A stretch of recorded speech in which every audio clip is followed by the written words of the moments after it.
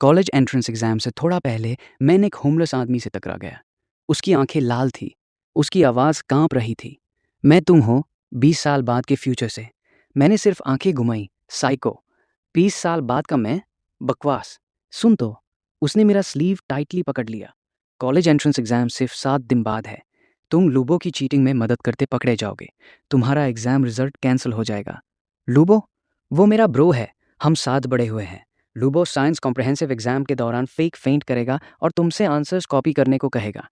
Invigilators अंदर भाग के आएंगे और तुम दोनों को पकड़ लेंगे। इस वाकये ने तुम्हारी पूरी जिंदगी बर्बाद कर दी। क्या तुम पागल हो? ल्यूबो स्टूडेंट अच्छा नहीं हो सकता, लेकिन वो ऐसा चीटिंग का स्टंट कभी नहीं करेगा। और मैं इडियट नहीं हूँ। मैं अपने फ्यूचर के साथ मजाक क्यों करूँगा? जब मैंने उस पर विश्वास नहीं किया, होमलेस आदमी ने अपने कोट से एक क्रम्पल्ड एग्जाम एडमिशन टिकट निकाला। सबसे अजीब बात यह थी कि नीचे राइट कॉर्नर में वही इंक स्टेन था जो मैंने कल गलती से लगा दिया था। मैं फ्रीज हो गया। उसका बॉडी फेड होने लगा। मेरे पास ज़्यादा टाइम नहीं है। याद रख, लीव बो पे विश्वास मत करना। वो ऑलरेडी खरीद लिया गया है। किसने खरीदा? क्यों? क्योंकि तुम्हारा एग्जाम स्कोर टॉप स्कॉलर का रिकॉर्ड टूटने वाला है। किसी को ये देखना नहीं है। एक बात और, एग्जाम के बाद लॉटरी टिकट खरीद लेना। नंबर्स ये है। क्या है? उसके सेंटेंस पूरा होने से पहले ही वो पूरा गायब हो गया। सिर्फ एडमिशन टिकट मेरे हाथ में रह गया, जो प्रूव कर रहा था कि जो हुआ वो हेलुसिनेशन नहीं था। मेरा फ़ोन बजा। कहाँ है तू? कुछ स्क्यूअर्स खाने चलेगा? नॉर्मली मैं तुरंत हाँ बोल देता, लेकिन अब नहीं। अभी मुझे पढ़ना है। दूसरी तरफ से थोड़ी देर चुप्पी रही। क्यों मुझे लेटली हर बार मना कर रहा है? क्या तू मुझसे कुछ छुपा रहा है? नहीं, बस पढ़ाई पे फोकस करना चाहता हूँ। ठीक है, एग्जाम के लिए गुड लक। मैंने कॉल कट कर दी। दिल बेचैन था। लियूबो का टोन बिल्कुल नॉर्मल था, लेकिन 20 साल बाद का मैं इतनी मेहनत करके मुझे वोन क्यों करने आया? शाओयुन, घर आ गया? आज पढ़ाई कैसी रही? ठीक थी बेटा। हम प्रेशर नहीं डाल रहे, बस अपना बेस्ट कर देना। उनके चेहरे देखते हुए, उम्मीद से भरे हुए, लेकिन मुझे स्ट्रेस ना हो इसके डर से दिल में अचानक जैसे चुभान सी हुई। अगर सच में चीटिंग के लिए डिस्क्वालीफाई हो गया तो वो कितने डिसअपॉइंटेड होंगे। मैं अपनी डेस्क पे बैठ गया। फिजिक्स मॉक टेस्ट मेरे सामने फैला हुआ था, लेकिन एक भी शब्द अंदर नहीं जा रहा था। मेरा फ़ोन फिर से बजा। होम रूम टीचर, मिस्टर रैन, जू मोयून। कल मेरे ऑफिस आ जाना। कुछ अच्छी खबर है। कौन सी अच्छी खबर? सीक्रेट है, कल पता चल जाएगा। मैंने कॉल कट किया और भी ज़्यादा बेचैन महसूस हो रहा था। इतने सेंसिटिव टाइम पे कौन सी अच्छी खबर हो सकती है? जू मोयून आ गया? बैठ जा। मिस्टर रेन ने अपनी ग्लासेस ऊपर की। तेरे पास्ट 3 इयर्स के ओवरऑल रिजल्ट्स के हिसाब से स्कूल ने डिसाइड किया है कि तुझे तिंगहुआ यूनिवर्सिटी के अर्ली एडमिशन इंटरव्यू के लिए रेकमेंड करे। तिंगहुआ यूनिवर्सिटी? मैंने सपना तो देखा था, लेकिन इतनी जल्दी मौका आएगा ये नहीं सोचा था। लेकिन एक मैंडेटरी कंडीशन है। कॉलेज एंट्रेंस एग्जाम में स्कोर 780 से ऊपर होना चाहिए। थैंक यू मिस्टर रैन, मैं पूरी कोशिश करूंगा। बधाई हो, हमारे टॉप स्कॉलर को तिंगहुआ का अर्ली एडमिशन मिल गया। तुम्हें कैसे पता? पूरा ग्रेड सिर्फ 3 लोगों को रेकमेंड किया था। कोई बड़ी सीक्रेट नहीं है, लेकिन प्रेशर बहुत होगा ना? अगर एग्जाम में फेल हो गया तो? नहीं होगा। जू मोइन, हम साल भर से ब्रोज हैं। अगर कोई प्रॉब्लम हो तो मुझे ज़रूर बताना। मैंने सिर हिलाया, लेकिन मेरा दिमाग कुछ और ही सोच रहा था। असल में कौन मुझे बर्बाद करना चाहता है? आज दोपहर के मॉक एग्जाम में मैंने जानबूझकर ल्यूबो से दूर सीट चूज़ की। एग्जाम के बीच में ल्यूबो ने अचानक हाथ उठाया। सर, पेट दर्द कर रहा है। कोशिश कर रोकने की। सिर्फ 20 मिनट बचे हैं। नहीं रोक पा रहा। लंच में कुछ खराब खा लिया होगा। जैसे ही वो खड़ा हुआ, उसने जानबूझकर मेरे डेस्क को बम्प कर दिया। एक पीस ऑफ पेपर ज़मीन पे गिर गया। मैंने उस पे ठन से देखा, 1 इंच भी नहीं हिला। ल्यूबो रुक गया, नीचे झुककर पेपर उठाया और जल्दी से क्लासरूम से बाहर चला गया। एग्जाम के बाद उसने कॉरिडोर में मेरा रास्ता रोक लिया। वो पेपर पहले वाला? कौन सा पेपर? उसने ज़बरदस्ती स्माइल किया। कोई बात नहीं। हाँ, आज रात यंग सी वे और बाकी लोग कारोके जा रहे हैं। लास्ट गेट टुगेदर है। यंग सी वे क्लास की आर्ट्स रिप्रेजेंटेटिव थी और वो लड़की जिसे मैं 2 साल से सीक्रेटली पसंद करता था। तुम लोग जाओ, मैं नहीं आ रहा। जू म्यूंग, तू लेटली बहुत वियर्ड बिहेव कर रहा है। तू तो हमेशा इन चीज़ों के लिए सबसे ज़्यादा एक्साइटेड होता था, और यंग सी वे ने खुद मुझे तुझे इनवाइट करने को कहा था। दिल में कुछ हिला, फिर भी मैंने मना कर दिया। उस रात मैं क्लासरूम में अकेला प्रैक्टिस टेस्ट करता रहा। मेरा फ़ोन ग्लो किया। यंग सी वे का टेक्स्ट। सच में नहीं आ रहा? कुछ बातें आज नहीं कही तो शायद कभी नहीं कह पाऊंगा। मैंने स्क्रीन को बहुत देर तक देखा। क्या जवाब दूँ समझ नहीं आ रहा था। जब मैं रिप्लाई करने में हेजिटेट कर रहा था, क्लासरूम की लाइट अचानक बंद हो गई। शैडो से एक आदमी बाहर निकला। तूने अच्छा किया। लियू बो के छोटे छोटे ट्रिक्स सब अवॉइड कर लिया, लेकिन अभी खत्म नहीं हुआ। असल में क्या चल रहा है? लियू बो मुझे क्यों बर्बाद करना चाहता है? ऐसा नहीं है कि वो खुद तुझे बर्बाद करना चाहता है, वो सिर्फ एक पॉन है। लियू बो के पापा ने लोन शार्क्स से उधार लिया था। दूसरी तरफ ने उसको एक कंडीशन दे दी। जैसे ही लियू बो तुम्हें कॉलेज एंट्रेंस एग्जाम में फेल करवा दे, पूरा डेप्ट मिटा दिया जाएगा। क्रेडिटर का बेटा भी इस साल एग्जाम दे रहा है। उसकी ग्रेड्स हमेशा तुमसे दबके रहते थे। अगर वो तुम्हें कंपटीशन से हटा दे तो टॉप स्कॉलर का टाइटल उसके बेटे का हो जाएगा। फिर मैं क्या करूं? सहना पड़ेगा। उसको कोई कमजोरी मत दिखाना। मेरे पास ज्यादा टाइम नहीं बचा। मुझे और कुछ बातें बतानी है। एग्जाम के दिन लियू बो के अलावा एक और आदमी है जिसे तुम्हें ध्यान रखना है। कौन? चैन बो, तुम्हारे एग्जाम रूम का इन्विजिलेटर। वो उनके पैसे ले चुका है। वक्त आने पर वो जानबूझकर लियू बो के लिए मौका बनाएगा। साइंस कॉम्प्रिहेंसिव एग्जाम के दौरान लियू बो फेक नहीं करेगा। वो सच में बेहोश हो जाएगा। उन्होंने उसका ब्रेकफास्ट स्पाइक कर दिया है। कितना रूथलेस है। पैसे ऑलरेडी उनके पॉकेट में हैं। लोग किसी भी गांधी बात के लिए पैसे के लिए कर सकते हैं। उस वक्त मैं बहुत सॉफ्ट हार्टेड था। उसको गिरते देख मैं पैनिक हो गया था और इसी तरह उनके ट्रैप में फंस गया। और एक लास्ट बात, यंग सी वे जो आज रात तुम्हें बुला रही है, उसको सच में कुछ कहना है। अगर इस बार नहीं गए तो जिंदगी भर रिग्रेट करोगे। वो अब्रॉड जाने वाली है। आज रात उसने तुमसे अपने फीलिंग्स कन्फेस करने का प्लान किया था। इस बात को समझने में मुझे 17 साल लग गए। ये कहकर वो फिर से गायब हो गया। मैंने नीचे अपने फ़ोन का टाइम देखा। दिल एक बार जोर से ढक से रह गया। यंग सिवे मुझे कॉन्फेस करना चाहती है। यूथ सिर्फ एक बार आती है। कुछ रिग्रेट्स कभी पूरा नहीं किए जा सकते। क्या तू केटीवी नहीं जा रहा था? मैं तुम्हारा इंतज़ार कर रही थी, क्योंकि कल मैं अमेरिका उड़ रही हूँ। मेरे पापा का वहाँ जॉब सेटल हो गया है। पूरी फैमिली शिफ्ट हो रही है। तूने मुझे जल्दी क्यों नहीं बताया? डर थी कि तुम्हारी एग्ज़ाम प्रिपरेशन अफेक्ट हो जाएगी। जो मरयून, मुझे तुम पसंद हो। 10वीं क्लास से मुझे तुम पसंद हो। हर बार जब मैं तुम्हें बास्केटबॉल खेलते देखती थी या प्रॉब्लम सॉल्व करते हुए फोकस देखती थी, सोचती थी कि ये लड़का इतना हैंडसम कैसे हो सकता है। यंग सी वे, मुझे भी बहुत टाइम से तुम पसंद हो। सॉरी। अब ये सब तुम्हें बताना तुम्हारे लिए और परेशानी खड़ी कर रहा है। मुझे बताने के लिए थैंक यू। एग्ज़ाम ख़त्म होने का इंतज़ार करो। मैं तुम्हें एयरपोर्ट छोड़ने आऊँगा। ज़रूरत नहीं। मुझे डर है अगर आए तो मैं सच में छोड़ नहीं पाऊंगी। सिंघवा यूनिवर्सिटी में अच्छे से सिलेक्ट हो जाना। मैं कभी अमेरिका आकर तुम्हें ढूंढ लूंगी। मैं वेट करूंगी। घर पहुंचने के बाद लियू बो का टेक्स्ट मेरे फ़ोन पे आया। ब्रो, तू कहाँ है? पार्टी ख़त्म हो गई। कल मिलके बात करते हैं। कुछ चीज़ें फेस टू फेस क्लियर कर लेनी चाहिए। मैंने रिप्लाई नहीं किया। आज से मेरे लिए भाई का शब्द मर चुका है। ज़ूम मोयून, कहीं बात करते हैं। मुझे तुमसे कुछ नहीं कहना है। कॉलेज एंट्रेंस एग्ज़ाम के बारे में है। मैं कुछ ऐसा कर सकता हूँ जो तुम्हारे साथ गलत होगा। जैसे क्या? मेरे पापा पे उधार है, उन्होंने कहा। जैसे ही मैं तुम्हें एग्ज़ाम में फ़ेल करवा दूँ डेब्ट क्लियर हो जाएगा। तो तू क्या करने वाला है? मुझे नहीं पता। ज़ू मोयून, मैं सच में तुम्हें हर्ट नहीं करना चाहता। लेकिन मेरे पापा पे तेरे पापा पे कितना उधार है? 3 लाख। ल्यूबो, तूने कभी सोचा है अगर मेरा रिजल्ट चीटिंग के लिए वॉइड हो गया तो मेरी पूरी जिंदगी खत्म। मैं तुझे अपना भाई समझता था और तू मेरी फ्यूचर बर्बाद करना चाहता है।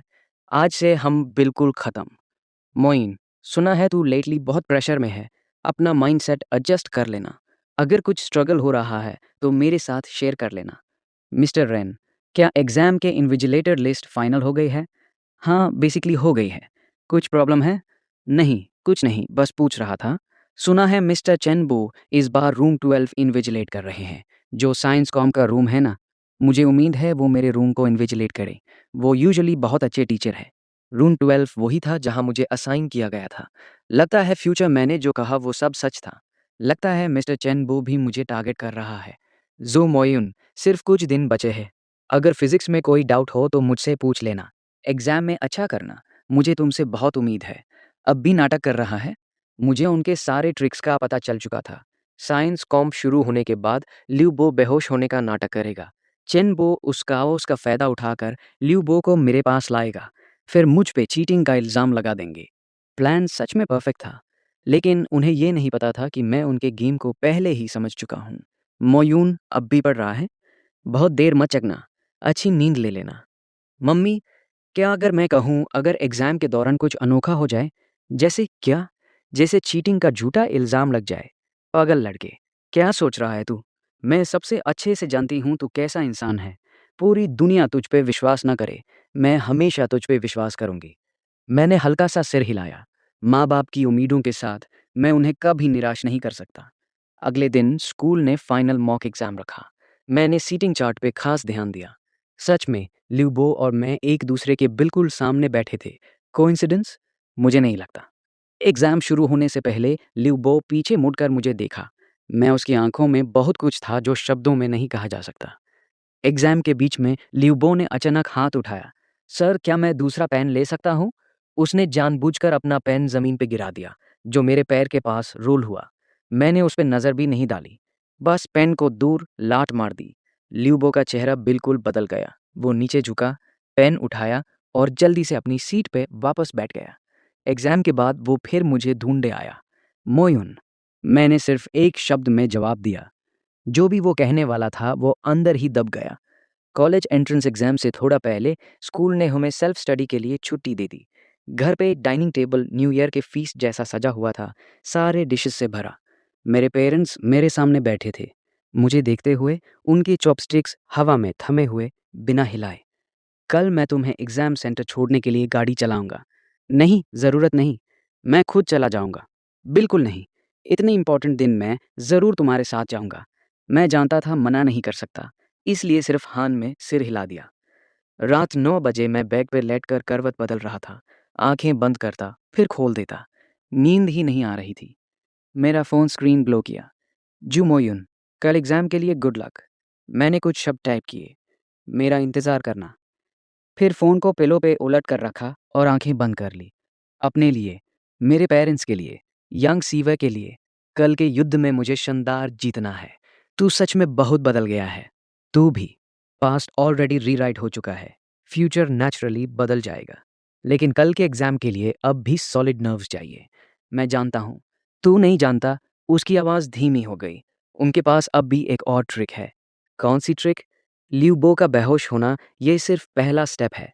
असली धक्का उसके बाद आएगा। चेनबो केओस का फ़ायदा उठाकर तेरे डेस्क में एक फ़ोन स्लिप कर देगा। फ़ोन में साइंस कॉन्ग के आंसर्स ऑलरेडी सेव्ड होंगे। बहुत गंदी चाल है। भले ही तू ल्यूबो को टच ना करे, ये गंदा पानी तेरे ऊपर ही डाल दिया जाएगा। फिर मैं क्या करूं? बहुत सिंपल है। एग्ज़ाम रूम में एंटर करते ही सबसे पहले अपने डेस्क और चेयर को अच्छे से चेक कर। अंदर बाहर ऊपर नीचे। अगर कुछ भी अनयूजुअल दिखे तो तुरंत हाथ उठाकर रिपोर्ट कर देना। और कुछ। और ये, उसने मुझे एक सील्ड एनवलप थमा दी। मास्टरमाइंड के पीछे का एविडेंस। एग्ज़ाम खत्म होने के बाद इसे पुलिस स्टेशन में दे देना। ये तुम्हें कैसे मिला? 17 साल काफ़ी टाइम है सब इन्वेस्टिगेट करने के लिए। हाँ, और कॉम्प्रिहेंसिव एग्ज़ाम के लास्ट क्वेश्चन में सी ऑप्शन चूज़ करना। ये कहकर वो फिर से गायब हो गया। सुबह 5 से जैसे ही अलार्म बजा, मैं बेड से उठ गया। मम्मी ने ब्रेकफास्ट ऑलरेडी बना रखा था। मैं बैठकर हर बाइट सीरियसली खा गया। आज ब्रेकफास्ट में बिल्कुल कुछ गलत नहीं होना चाहिए। पापा ने मुझे टेस्टिंग सेंटर के गेट तक छोड़ दिया। नज़र पड़ते ही ल्यूबो दिखा। जैसे ही उसने मुझे देखा, उसके पैर थोड़ा हिल गए, जैसे मेरे पास आकर बात करना चाहता था, लेकिन आखिर में वही खड़ा रह गया। सुबह एग्जैक्टली 8 बजे स्कूल गेट खुले। मैंने गहरी सांस ली और अंदर चला गया। अपना कैंडिडेट नंबर ढूंढकर मैं तुरंत नहीं बैठा। झुककर मैंने डेस्क ड्रॉअर, डेस्क के पाए, चेयर और हर कोने को अच्छे से चेक किया। अरे स्टूडेंट, क्या कर रहा है? मैं बस अपना डेस्क चेक कर रहा हूँ। यहाँ कुछ ऐसा तो नहीं है जो होना नहीं चाहिए। केयरफुल रहना अच्छी बात है। सर, मेरे डेस्क ड्रॉअर में एक फ़ोन है, वो गाप में घुसा हुआ था। ये मेरा नहीं है। शायद पिछले सेशन के कैंडिडेट ने छोड़ दिया होगा। इसका मतलब क्या है? इस फ़ोन में एग्ज़ाम आंसर्स क्यों भरे हुए हैं? चुप हो जाओ। ये बहुत सीरियस मैटर है। मैं तुरंत एग्ज़ाम कमिटी को रिपोर्ट करता हूँ। रिपोर्ट। डेस्क नंबर 3 रोर 4 में मोबाइल फ़ोन मिला है। Copy that. Surveillance cameras check करो। लगता है कैमरास मेल फंक्शन कर रहे हैं। इन्विजिलेटर्स ने नई सीट्स असाइन कर दी। ल्यूबो को क्लासरूम के बिल्कुल आगे बैठा दिया गया था, मुझसे बहुत दूर। मैंने दूर से उसकी तरफ देखा। वो सर नीचे किए बैठे था, आंखें उठाने की भी हिम्मत नहीं कर रहा था। लिटरेचर का एग्जाम पेपर बांध दिया गया। ऐसे का प्रॉम्प्ट सिर्फ 2 शब्द थे, चॉइसेस। जिंदगी असल में चॉइसेस का संगम है। कुछ चॉइसेस छोटी सी लगती है, लेकिन वो तुम्हारी पूरी राह को बिल्कुल अलग दिशा में मोड़ सकती हैं। सुना है तुम्हारे एग्जाम रूम में कुछ हुआ था। बस एक छोटी सी घटना थी। एग्जाम पे असर नहीं पड़ा। मैंने डिटेल में नहीं बताया क्योंकि उन्हें परेशान नहीं करना चाहता था। दोपहर के माथ एग्जाम में सब नॉर्मल रहा। जू मोयुन, सुना मैंने सुबह जो हुआ था। तुम पे असर तो नहीं पड़ा ना? नहीं पड़ा मिस्टर रैन। शाम की न्यूज़ में उस दिन एग्जाम रूम में फॉइल्ड चीटिंग अटेम्प्ट की रिपोर्ट चल रही थी। मेरा फ़ोन अचानक ग्लो किया। लिू बो ने सिर्फ 2 शब्द भेजे, सॉरी। मैंने रिप्लाई नहीं किया। अगर माफ़ी से सब ठीक हो जाता तो पुलिस की ज़रूरत ही नहीं पड़ती। दूसरे दिन साइंस कॉम्प्रिहेंसिव शुरू हुआ। इन्विजिलेटर्स सब नए चेहरे थे। एग्ज़ाम शुरू हुए लगभग 1 घंटे बाद लिू बो अचानक अपनी सीट से खड़ा हो गया। सर, मुझे रेस्टरूम जाना है। उसे ठंड से देखते हुए मुझे सब पता था क्या चल रहा है। अगर हम अब भी पुराने एग्जाम रूम में होते और चैन बो पोडियम पे खड़े होते, तो वो अब तक chaos का फ़ायदा उठाकर मेरे डेस्क के साथ खेल चुका होता। अफसोस कि मैंने उनका चेस बोर्ड बहुत पहले ही पलाट दिया था। फ्यूचर मैंने जो बताया था उसको याद करते हुए मैंने स्पेशली लास्ट मेजर क्वेश्चन पे नज़र डाली। सच में सी सही जवाब था। भले ही मैं खुद सॉल्व कर सकता था, पहले से हिंट मिल जाना बुरा नहीं था। एग्ज़ाम कैसा रहा? ठीक था। अच्छा, लास्ट फिज़िक्स क्वेश्चन में तुम लोगों ने क्या भरा? बी तुमने? मैंने सी चूज़ किया। क्या बात? हाँ, सुना है लियू बो को हॉस्पिटल में एडमिट करना पड़ा। क्या हुआ? लगता है फूड पॉइज़निंग हो गया। बहुत बुरा हुआ। उसने लिटरेचर एग्ज़ाम भी पूरा नहीं किया। मैं शांत होकर अपनी चाय का सिप लिया। सारे एग्ज़ाम्स खत्म होने के बाद मैं उस एनवेलप को लेकर पुलिस स्टेशन चला गया। जो करना था मैंने कर दिया था। बाकी काम लॉ को करने दो। न्यूज़ में शॉकिंग केस फैल गया। अपने बेटे को टॉप स्कोर बनाना चाहता एक टाइकून अरेस्टेड लोगों की लिस्ट में था। कॉलेज एंट्रेंस एग्ज़ाम के रिजल्ट्स अनाउंस कर दिए गए। आखिर वो दिन आ ही गया। बेटा तू ज़बरदस्त है। अब मैं अच्छी नींद ले सकता हूँ। मैंने स्माइल किया और उनके बधाइयों को एक्सेप्ट किया, लेकिन मेरा दिमाग समुंदर के उस पार किसी और के पास था। मैं चिंगछा यूनिवर्सिटी में सेलेक्ट हो गया। अगली बार ये तो बहुत बढ़िया है। मेरा इंतज़ार करना। मैं 4 साल बाद आकर तुम्हें ढूँढूँगा। मैं वेट करूँगी। मैं अपने रूम में पैकिंग कर रहा था जब मेरा फ़ोन बजा। जू मोयून था। सिंघुआ में सेलेक्ट होने के लिए कांग्रेचुलेशंस। मैं ये रिपीट कर रहा हूँ। अगले साल फिर एग्ज़ाम दूँगा। भले ही तू मुझे कभी माफ़ ना करे, फिर भी मैं सॉरी और थैंक यू बोलना चाहता हूँ। Good luck. मैंने उसका कॉन्टैक्ट डिलीट कर दिया। फिर मैं सिंघुआ यूनिवर्सिटी के सफ़र पे निकल पड़ा। 18 साल की उम्र में आसमान बहुत बड़ा और बेइंतहा था। मेरी ज़िंदगी अब शुरू हो रही थी। कॉलेज लाइफ एक्सपेक्टेड से ज़्यादा बिजी थी। केमिस्ट्री मेजर का वर्कलोड मजाक नहीं था, लेकिन मुझे काफ़ी पसंद था। आज दिन कैसा रहा? ठीक था। तुम्हारा? ठीक था। मुझे बहुत याद आती है। सीवोय, मुझे तुम्हें कुछ अच्छी खबर देनी है। मैं अमेरिका जा रहा हूँ। क्या? तू आ रहा है? सच में? अगला सितंबर। मेरा इंतज़ार करना। ज़रूर करूँगी। उस तक तुम्हारा फैसला बिल्कुल सही था। सही वक्त और सही इंसान। तुम बच्चों पर हमें गर्व है। आखिर में मैंने एआई कंपनी में काम करना चूज़ किया। जब मैं 30 साल का हुआ तब कंपनी पब्लिक हो गई। अर्ली एम्प्लॉय होने के नाते मेरे शेयर्स ने बहुत अच्छा प्रॉफिट दिया। 2 साल बाद मेरी बेटी पैदा हुई। अब हमें दूर-दूर रहने की ज़रूरत नहीं थी। क्या सोच रहा है? बस सोच रहा था कि हम कितने खुशनसीब हैं। हाँ, हम सच में बहुत लकी हैं। 7 साल बाद फाउंडर के रूप में मैं एक इन्वेस्टमेंट साइनिंग सेरेमनी में था जब इन्वेस्टर्स के रिप्रेजेंटेटिव्स में एक फ़ैमिलियर चेहरा दिखा। ल्यूबो। बहुत दिन बाद मिला। हाँ, बहुत दिन बाद। अब जब मैं सक्सेसफुल हो चुका हूँ, अपनी होशियार और क्लेवर बेटी को देखते हुए कभी-कभी उस रात को याद कर लेता हूँ, जिसने मेरी पूरी ज़िंदगी बदल दी। अगर एक दिन वो भी किसी क्रॉसरोड्स पे खड़ी हो, तो मैं उसे कहूँगा कि जो राह सही लगे, उसी को चूज़ करो। बिना पीछे मुड़ के आगे बढ़ती जा। किसी और को अपनी ज़िंदगी का स्टीयरिंग मत देने देना, क्योंकि ज़िंदगी सिर्फ़ एक बार मिलती है और इसमें रिवर्स नहीं होता। उस दिन घर पे एक एनोनिमस लेटर आया। मैंने खोला। ये ल्यूबो से था। ज़ू मोयुन, 22 साल हो गए। आखिर मैं हिम्मत करके ये लेटर लिख ही पाया। माफ़ी मांगने नहीं लिखा है, बस कुछ बातें दिल में बहुत टाइम से दब रही थी, उन्हें निकाल देना था। उस साल कॉलेज एंट्रेंस एग्ज़ाम के दौरान मैंने तुम्हें ऑलमोस्ट बर्बाद कर दिया था और खुद को भी। इन सालों में मैंने बहुत सोचा, अगर उस वक्त मैंने हमारी दोस्ती चूज़ की होती, उस गंदे पैसे की जगह, तो आज क्या होता? शायद हम अब भी बेस्ट फ्रेंड्स होते। शायद मैं भी किसी अच्छे यूनिवर्सिटी में पहुंच जाता। शायद पिछले कुछ दशकों की मेरी ज़िंदगी बिल्कुल अलग होती। लेकिन कोई शायद नहीं है। मैं गलत रास्ते पे चला था और मुझे उसके नतीजे भुगतने पड़े। इन सालों में मैंने हद्दी तोड़ मेहनत की, पाप धोने के लिए नहीं, बल्कि खुद को प्रूव करने के लिए कि ये ल्यूबो बेकार नहीं है। मैं जो पैसे तुम्हारी कंपनी में इन्वेस्ट किए, वो प्रॉफिट के लिए नहीं थे। बस एजुकेशन फील्ड में कुछ कंट्रीब्यूट करना चाहता था। अगर उस वक्त हमें थोड़ी बेहतर एजुकेशनल रिसोर्सेज मिलती, तो शायद मेरे पापा इतना कॉर्नर में ना फंस जाते। जुमुयून, उस वक्त मुझे पीट कर ना रख देने के लिए थैंक यू, और इन सालों में मेरा गाइडिंग लाइट बनने के लिए भी थैंक यू। पुराना दोस्त। लेटर पढ़कर मैं बहुत देर तक चुप रहा। सोचने के बाद मैंने फ़ोन उठाया और लियू बो को रिप्लाई किया। सिर्फ 2 सिंपल शब्द, लेकिन मैं जानता था कि 30 साल से बंधा हुआ गाँठ अब खुल चुका था। हैप्पी बर्थडे पापा। थैंक यू बेटा। पापा, बचपन में आपका सपना क्या था? अच्छी यूनिवर्सिटी में एडमिशन लेना। तो क्या आपने वो सपना पूरा किया? हाँ, किया। फिर मेरा सपना भी सिंघू में एडमिशन लेना और आप जैसा स्मार्ट बनाना है। मुझे तुझ पे विश्वास है, तू ज़रूर कर लेगी। वक्त उड़ता चला गया। पलक झपकते ही मेरी बेटी हाई स्कूल की सीनियर हो गई। उसकी ग्रेड्स हमेशा स्टेबल थी, क्लास में टॉप पे। लेकिन कॉलेज एंट्रेंस एग्ज़ाम से 1 महीने पहले वो अचानक मेरे पास आई।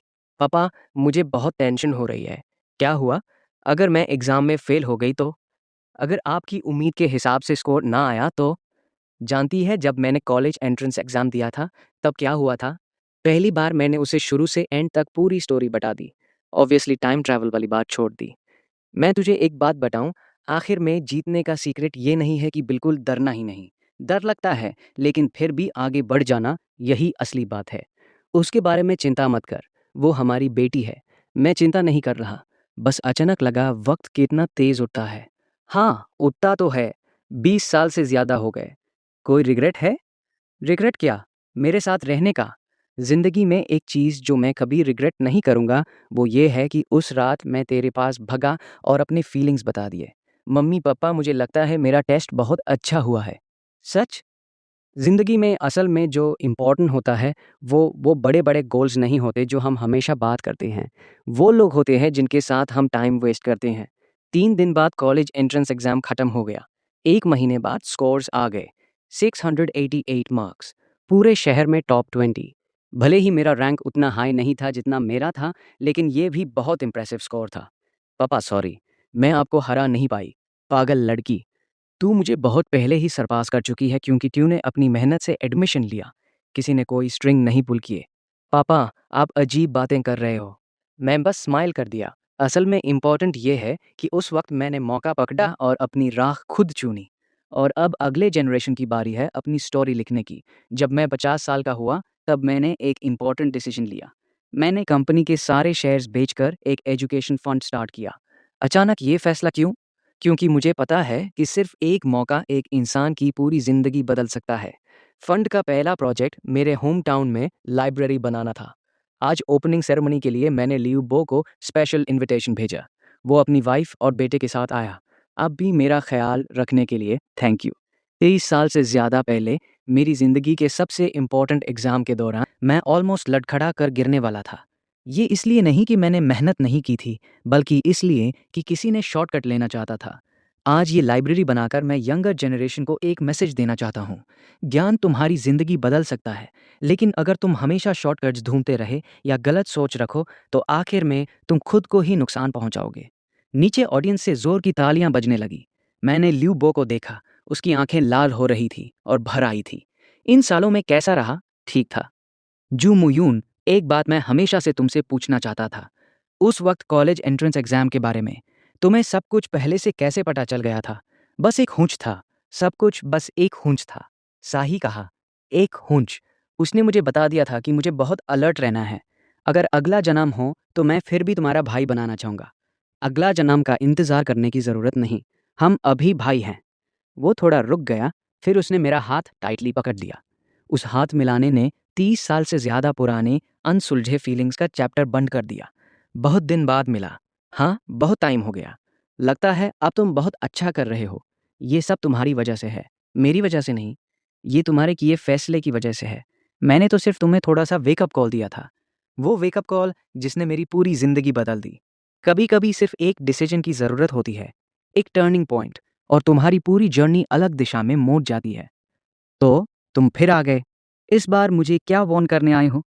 नहीं, इस बार मैं गुड बाय कहने आया हूँ। Good bye? अब तुम्हें मुझे ज़रूरत नहीं है। तुमने इस ज़िंदगी को बहुत शानदार जिया है और हर फैसला जो तुमने लिया वो सही था। Thank you. मैं ही तुम्हें थैंक यू बोलना चाहिए क्योंकि तुम्हें इतना अच्छा जीते देखकर मेरे 18 साल के सेल्फ को लगता है कि ये सफ़र बेकार नहीं था। रुको, अगर तुम शुरू से वापस जा सके तो क्या तुम फिर भी मुझसे सीक्रेट छुपाना चूज़ करोगे? बिल्कुल नहीं, क्योंकि तुम्हें खुश देखना ही मेरी सबसे बड़ी खुशी है। पता चला, सबसे बड़ी किस्मत फ्यूचर जान लेना नहीं होती, बल्कि प्रेज़ेंट को बदलने की हिम्मत करना होती है। अभी तक घर नहीं आए? सब लोग तुम्हारा लेट नाइट स्नैक के लिए वेट कर रहे हैं। लाइब्रेरी से बाहर निकालकर मैंने ऊपर तारों से भरे आसमान की तरफ देखा। 50 साल की उम्र में भी मुझे कल के लिए उम्मीद भरी हुई है, क्योंकि मुझे पता है कि सबसे बेस्ट टाइम हमेशा अभी है। तो दोस्तों, ये थी जू मोयुन की इंस्पायरिंग स्टोरी। एक छोटी सी गलती या गलत फैसले से ज़िंदगी कैसे बर्बाद हो सकती है और सही वक्त पे सही डिसीजन लेने से कैसे पूरी ज़िंदगी बदल सकती है। अगर स्टोरी पसंद आई हो तो लाइक कर देना, कमेंट में बताओ आपका सबसे बड़ा लेसन क्या था इस स्टोरी से, और सब्सक्राइब कर लो ताकि ऐसी मोटिवेशनल स्टोरीज आती रहें। बेल आइकन भी दबाएं ताकि नोटिफिकेशन मिस ना हो। मिलते हैं अगले वीडियो में। तब तक अपने सपनों को मत छोड़ना और हमेशा सही राह चुनते रहना।